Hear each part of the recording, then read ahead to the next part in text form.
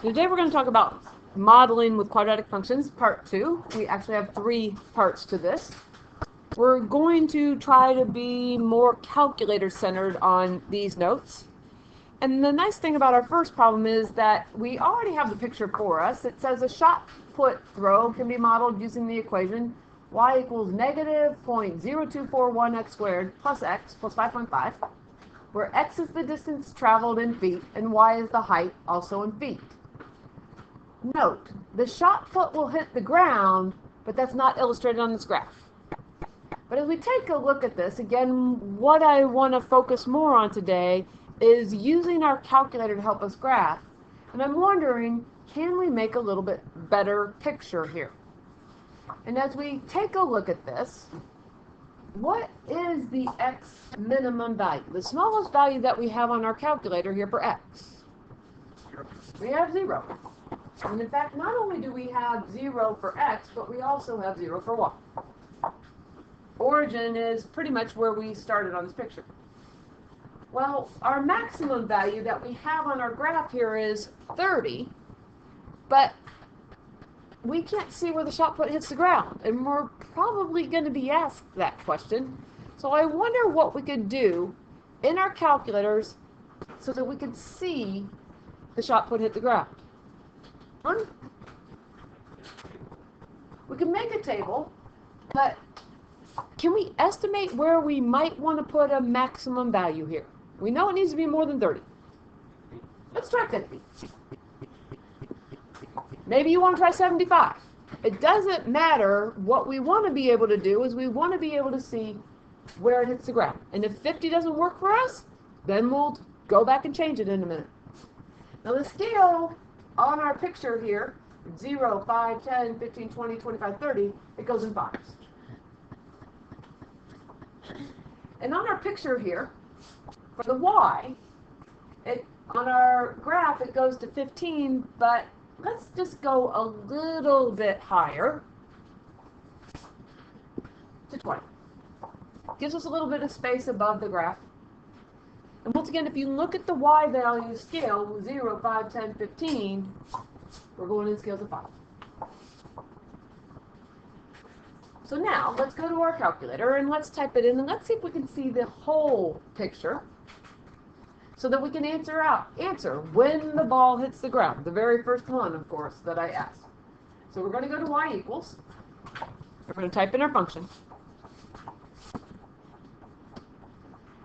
Y equals negative 0.0241 x squared plus x plus 5.5. And now what we're going to do is we're going to go to the window. We're going to type in what we just put in there, which we put in for our x minimum 0, which I happen to have on my screen, but you might not have on yours. Our max, we said we're going to go for 50. And our scale, we're going to do, what did we say? We said 5. Then our y min, yours might say negative 10, but let's change it to 0. Our y max, we said we'd go to 20. And again, we're going to stick with our scale of 5 because that was what was on our picture. And let's draw the picture. Can we see where the shot put hits the ground? We can see it now. We couldn't see it completely on our picture that we were given. So we don't really need to change anything. But we want to use this to help us answer the question. And in terms of calculators on this first one, how long was the throw? I can't very well help you if you don't have the graphing calculator on this particular problem. But what are we looking for when we are trying to figure out how long was the throw? We're looking for an x-intercept. And we can't see it on this picture here, but we can see it on our So again, to find the x-intercept on here, the buttons that we're going to use on our calculator are going to be familiar to us. We're going to go second and trace, and then we want to go to the 0 function. I'm going to write that down in this space over here. Second, trace, and 0. This one is not a new button to us, but as you're looking back at the notes, it's always nice to have a little prompt in there. So we're doing the 0, and then we're going to go a little bit to the left.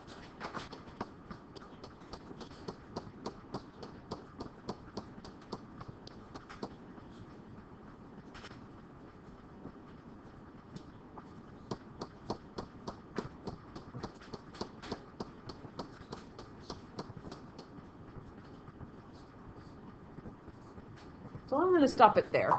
You can go closer. I'm going to hit enter. But once we hit that one here, our cursor needs to be on the other side of the x-axis. And so we're not going to be able to see it when we do our right bound here. But I'm going to keep going. I'm going to arrow. And I'm watching these numbers down below on our screen. Our y value needs to be a negative value. Again, we're not going to be able to see it. So now it's negative. So now it's on the other side of the x-axis. And we can hit enter. And what we're looking for is, where does this graph cross the x-axis? So now we're to the guess, and we're going to hit enter. And we can kind of see our cursor there, which is 46.41 feet. Notice the 3e to the negative 12, that's 3 times 10 to the negative 12, which is a 3 with 11 zeros in front of it. It's 0.0000 with 11 zeros and then 3. So for all intents and purposes, y equals 3e to the negative 12 is 0. And that's going to give us our answer here, that x equals 46.41 feet. So we're landing, we can't see it on this picture here on the screen, but we can see it on our calculator. So now what we want to do is we want to figure out, when does the shot put reach the maximum height? I can help with this one for those of you who don't have a graphing calculator. If you don't have a graphing calculator, what we have to do is we have to do that calculation of x equals the opposite of b divided by 2a. You're going to have to calculate it out by hand, but that's not as hard as it might look. The a is negative 0.0241, and b is 1, and c is 5.5. So you would have to fill that in. But if you have a calculator, what we can do is we're going to go back here to our picture, and we're going to hit second trace again. But instead of 0, look at what the question says. When does the shot put reach maximum height? We actually have a maximum button at number 4. And it's going to take me a minute or so to get there. But we still have to do the left bound and the right bound and the guess.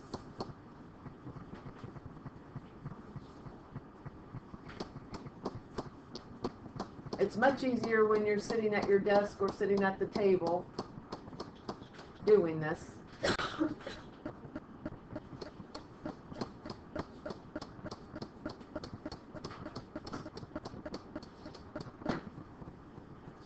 A little bit to the left, and enter. Then we're going to go a little bit to the right,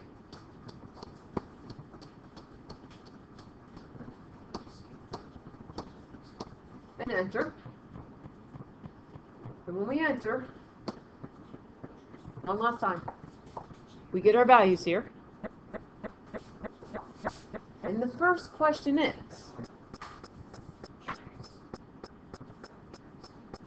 says, when does the shot put reach maximum height? Well, when is going to be an x value here, and when it reaches the maximum height is 20.75 feet. The nice part is, with this picture, even though I'm going to make it a little bit smaller to fit in here, with this picture, we also know what the maximum height is. The maximum height is the y value in here. It's just a little bit above 15. So our y value here is going to be the 15.87 feet, if you're looking at your calculator. And for those of you who don't have a graphing calculator, what you're going to have to do is you're going to have to take 20.75 and you're going to have to put it back into the function. I don't have enough space here, but wherever we see x, so it's 0.0241 times 20.75 squared plus 20.75 plus 5.5. So you can calculate that without a calculator. So lastly, we want to know what is the height of the shot put when it's 15.5 meters or feet away from the thrower. So the last thing that we're going to do is we're going to take 15.5 and we're going to put it back into the equation where we see x. And our equation being the negative 0.0241 times 15 squared, 15.5 squared plus 15.5 plus 5.5. We're putting it back into our equation. And I would like to show the store button again. So second mode, right beside the second, will get you back to your regular screen. And we're going to take 15.5, store x.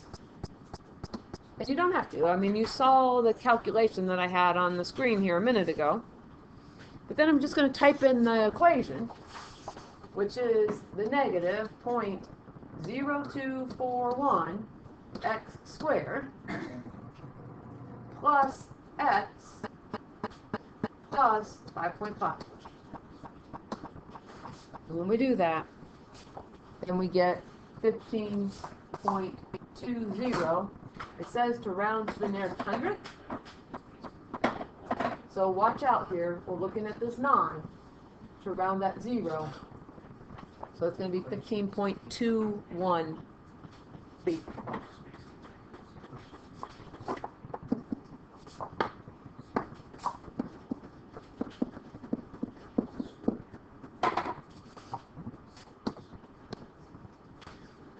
Problem number 2. I'm not going to be quite as dependent on the calculator as I was beforehand, but it says the daily cost per car manufactured. A certain automotive plant decreases as the number of cars increase, and then increases again due to overtime production costs. The cost per car is given by that function C of n, where n represents the number of cars produced, and then says which of the following is the lowest per car cost. Well, it says to use your calculator, but the reason that I want to use the calculator on this one is because I need that for the computations. So first of all, just a reminder that we're finding a y value. And the reason that we're finding a y value here is because cost is in the y. Instead of C of n is a y value, and then the 0.3n squared, the n is an x value. So it's written in terms of c's and n's, which is sort of confusing, but the y value is a cost. So that's what we're looking for. And if you took the time to graph this in your calculator, the thing is, nothing would show up on your calculator. You could manipulate it and eventually you could get what you needed to see, but it's a lot more buttons than I want to go through here. When we can go back to our standard, the opposite of b over 2a.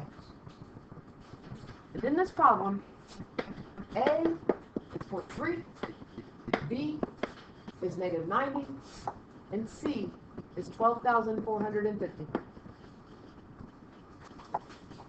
And when we find x, what we're finding when we find x is we're finding the cars produced. That's what we're finding. But we'll start here by filling this in, and we get negative, or the opposite, of negative 90. That's our b, divided by 2 times 0.3. Now, if you don't have a fraction button on your calculator, this entire value needs to be in parentheses when you're typing it in. If you have the fraction buttons, use the fraction button. But it's going to be negative, and then negative 90 divided by 2 times 0.3. I think I've got that right. Yep. What we get is 150. This is 150. But what the 150 is the cars produced. And as we look back at the question here, it says the cost per car is given by that function. So where n represents the number. So this, typically it's x equals. In this case, in our formula, it's n equals. So it's nice that we know that 150 is produced, but that's not our answer. So we can get rid of that.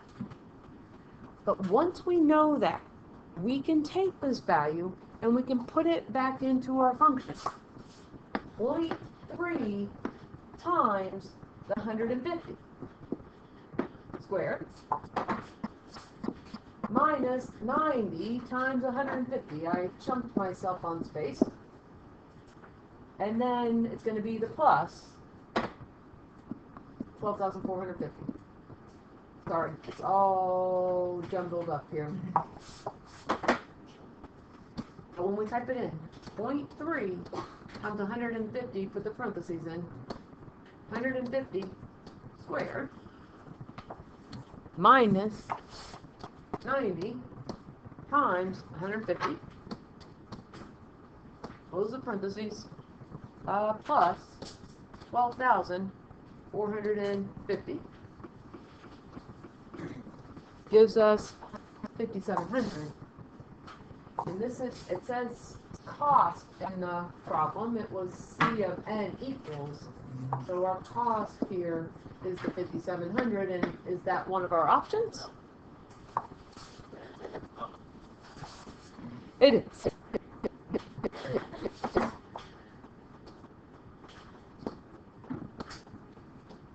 So the last one here. One more little trick for you. Again, I'll try to show a couple places where we can identify how to do it by hand if you don't have the calculator. But an object is fired upwards with an initial velocity of 112 feet per second. Its height in feet above the ground as a function of time in seconds since it was fired is given by that equation, h of t equals negative 16t squared plus 112t. The first question is, at what height was the object fired? Any thoughts on that? Yeah. 0. 0. Because it doesn't have any. You're looking for the y-intercept. And the y-intercept is 0c. So in this case, c is 0, so we're firing from the ground. In fact, a equals negative 16, b equals 112, c equals 0. Now, secondly, what it says is it says that we want to draw the picture here. So when we go back to our calculator, if you really are typing in with me, then come over here and clear that out. But also hit Zoom 6, because Zoom 6 will put your calculator back into the 10 by 10 normal grid. And then we'll deal with the problem from there. So we're going to type in our function, back to the y equals, of negative 16 instead of t, we'll type x squared plus 112t. And 112x is really what I want. When we hit graph, we may or may not see something. And we barely see anything. Here's a button that I would like to share with you. And it goes to the zoom. And if you arrow down until you get to the 0, there's a button called Zoom Fit. I use it a lot. And when you hit that button, we get a picture. And at least it's a usable picture, but I am gonna modify that picture a little bit. So now at least I have a picture on here. You should just stop. So again, we've got the picture. We press Zoom 0 to get to this point.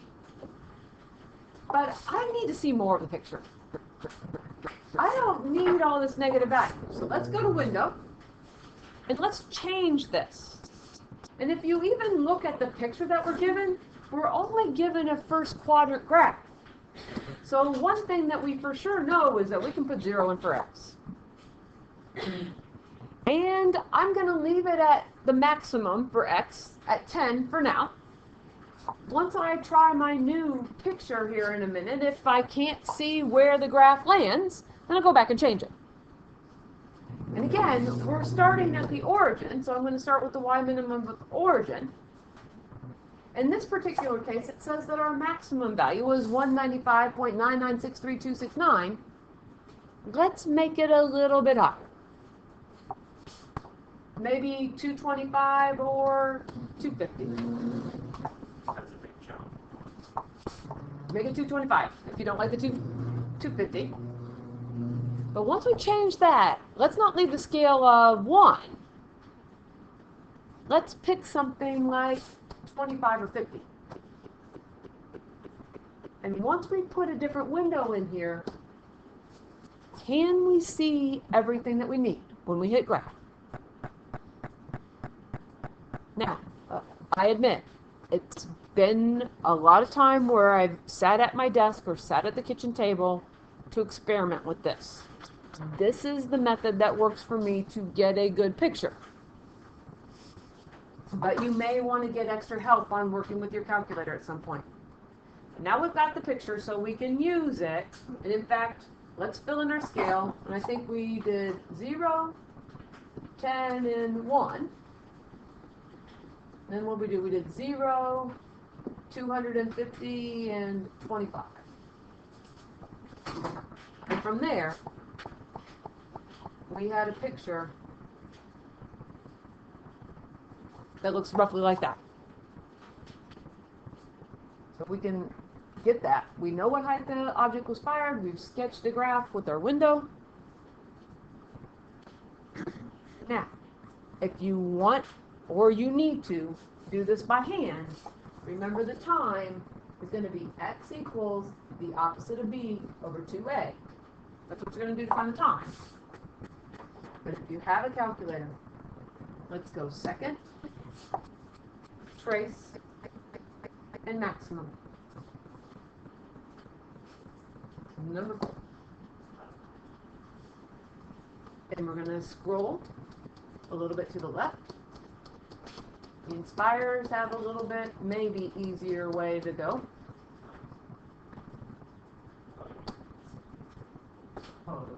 Somewhere to the left, and I went too far, sorry, I've got to start over, I'm really sorry. Second, trace, 4, I'm going to leave it there, enter. But now I'm going to go to the right,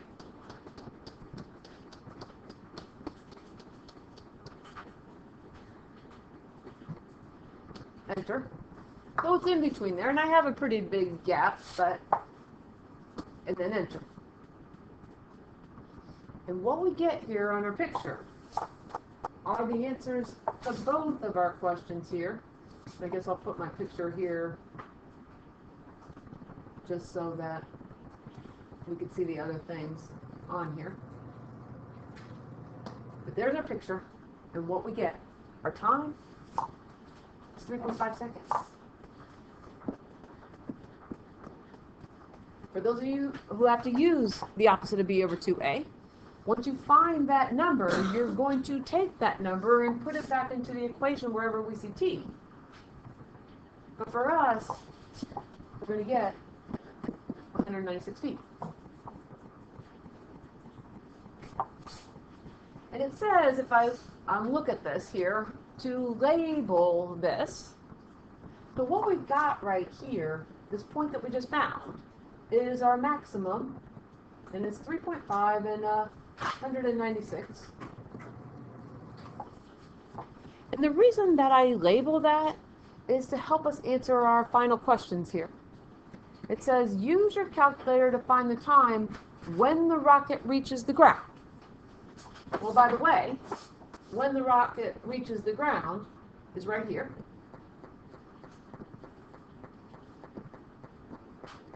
Our x-intercept, and I can't get that word ground in there. I'll try one more time.